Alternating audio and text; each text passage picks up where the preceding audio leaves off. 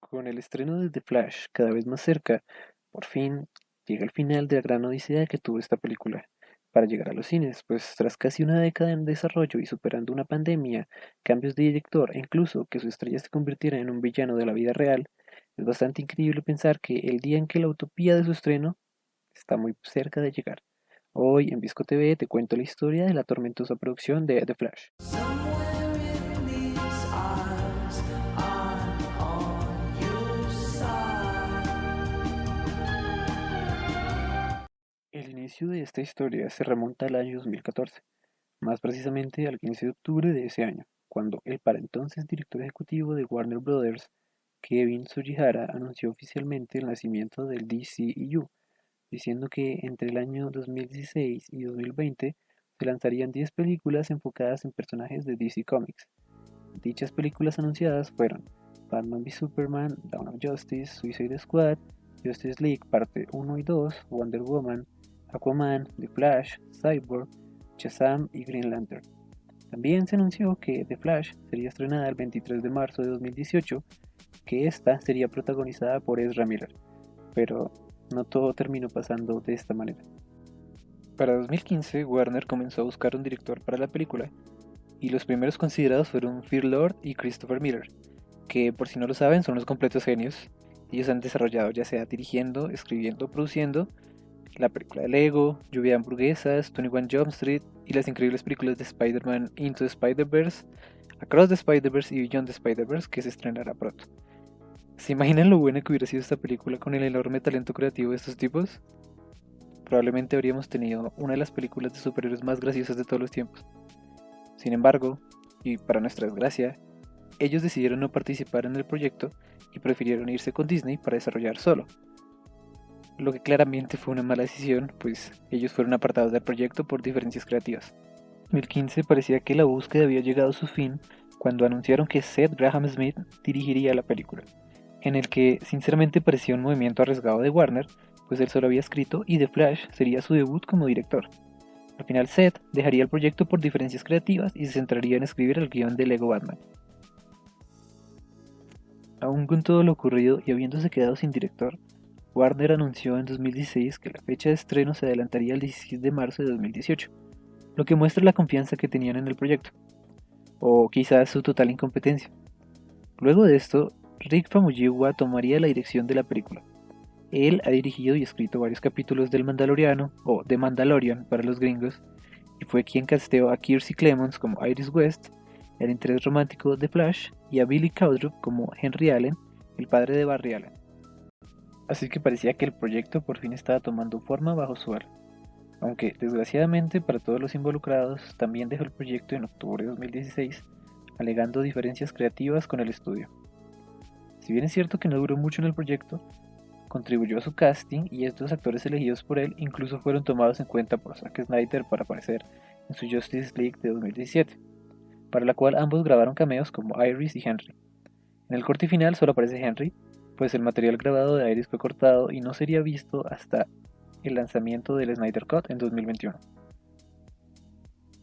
Ahora bien, luego del fracaso en crítica de Batman v Superman, Suicide Squad y Justice League, el estudio se replanteó todos sus proyectos y películas, pues deseaban agradar más al público y obtener mejores resultados en la taquilla, pues si bien estas películas no fueron un fracaso, tampoco fueron el gran éxito que se esperaba, teniendo en cuenta los personajes icónicos que aparecían en estas películas, como Batman, el Joker, Superman, la Mujer Maravilla.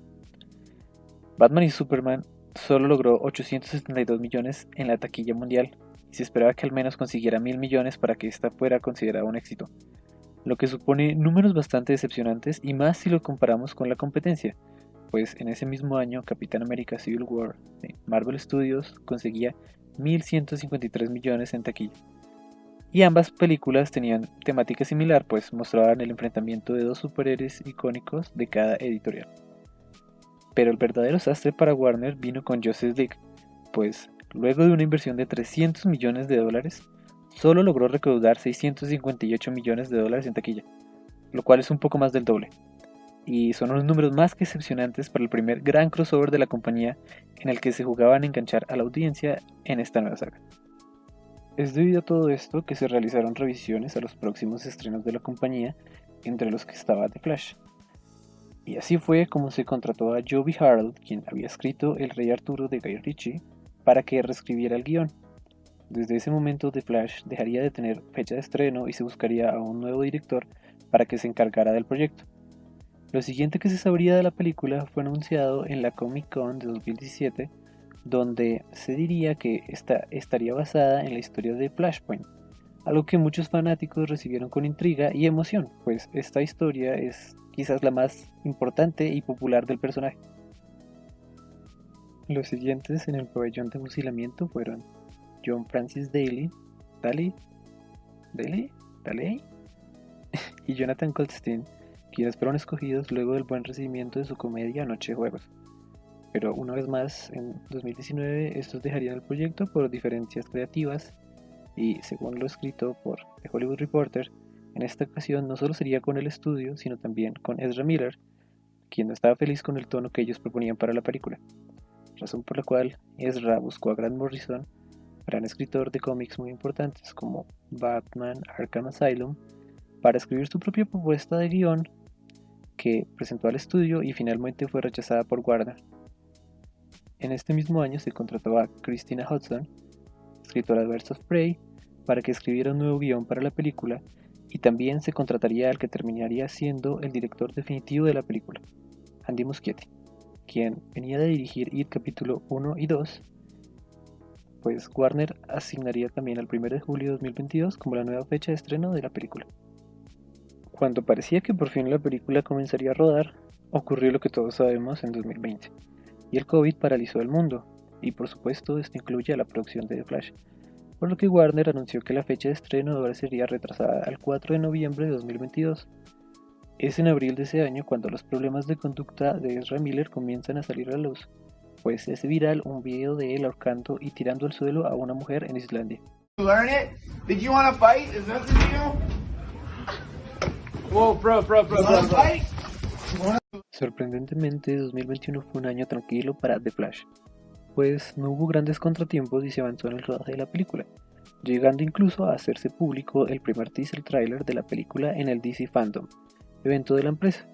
El teaser fue muy bien recibido, luego de volver a ver a Michael Keaton como Batman y de ver por primera vez a la diosa colombiana Sasha Calle. Pero como suele ocurrir, esa fue solo la gran calma antes de la tormenta que se venía. Hemos llegado a 2022, así que como sabrán es el año en que Ezra Miller enloqueció. Aquí algunas cosas que hizo.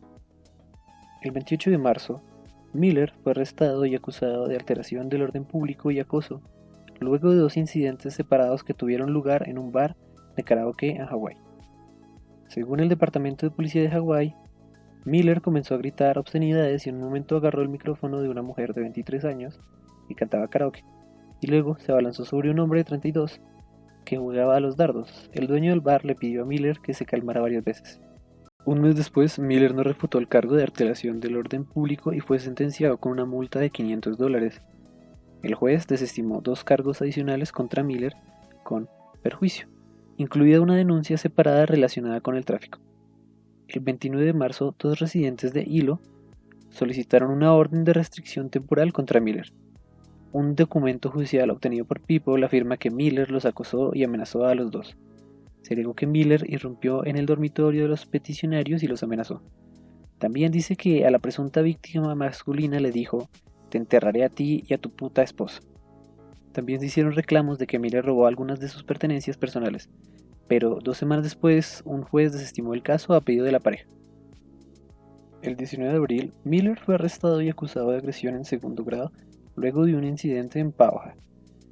La policía dijo: durante el curso de su investigación, la policía determinó que el individuo, luego identificado como Ezra Miller, se enfureció después de que le pidieran que se fuera, y según los informes, arrojó una silla golpeando a una mujer de 26 años en la frente, lo que resultó en aproximadamente la mitad del corte de 1 pulgada.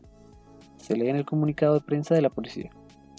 En junio de ese mismo año, TMZ informó que Miller había estado controlando a una joven llamada Tocata Iron Eyes desde que se conocieron en 2016. Los padres afirmaron que Miller preparó a su hija desde los 12 años, explicando que Miller exhibió un patrón de corromper a un menor, con un comportamiento controlador similar a un culto y psicológicamente manipulador. Tocata más tarde negó los reclamos en una declaración, Pero luego sucedió otro caso similar justo después de que a una madre y su hijo de 12 años de Greenfield, Massachusetts, les concedieran una orden de restricción temporal de acoso contra Ezra Miller.